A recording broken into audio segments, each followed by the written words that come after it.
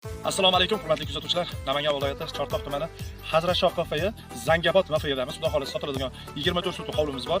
Juda ham chiroyli. Hozir oxirigacha ko'rsanglar, o'zingizlar ham qiziq havas qilasizlar. Yo'llari, kiralari, hamma narsasi tayin ekan. Bundan tashqari dokumentida ham umuman muammo yo'q. Kimga qiziq bo'ladigan bo'lsa, aloqa chiqaringlar.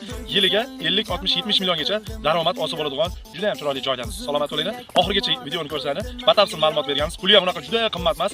Arzon puli. Yer so'raganlar uchun tavsiya qilib qolamiz. Salomat bo'ling. Hurmatli kuzatuvchilar, hop sotiladigan joyimiz 24 sotuq. Buni 3 ta yo 4 ta aka-uka hop 6 sotuqdan qilib bo'lib olsa ham bo'laveradigan, juda ham qulay, zo'r joyda. Eng qizig'ini aytayim, g'aynalisini qarang buni. Juda ham g'aynalinsa ser hosil ayni kuchida turgan holatda, hop ekilishlarni ham nihoyatda go'zal qilib ekilgan. Hop cheklarni ham ko'rib turibsiz. Hop latok qilingan, latok kelgan. Oqsuv yoki bo'lmasa teparoqda kanallari ham bor ekan. Shuni latoni bo'g'ilsa suv chiqaveradigan holatda, juda ham chiroyli holatda ekan.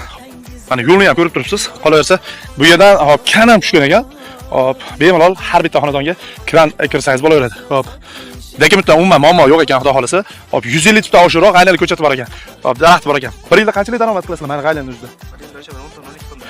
10 tonna, 12 tonna hop g'aynalar olishar ekan. 5 ming so'mdan bo'lganda ham hop 50 millionlik daromad qilishar ekan. Kimga qiziq bo'ladigan bo'lsa, pastda egalar nomerini qoldiraman. Aloqa qilsangiz kelishilgan narxlarda qilib berishadi. Undan tashqari 6 sut qilib, 4 ta aka-uka bo'lib, maza qilib qo'shni bo'lib, siylar rahim uzmagan holatda yasayni ham bo'laveradigan juda ham chiroyli joy ekan. Ko'rishingiz mumkin.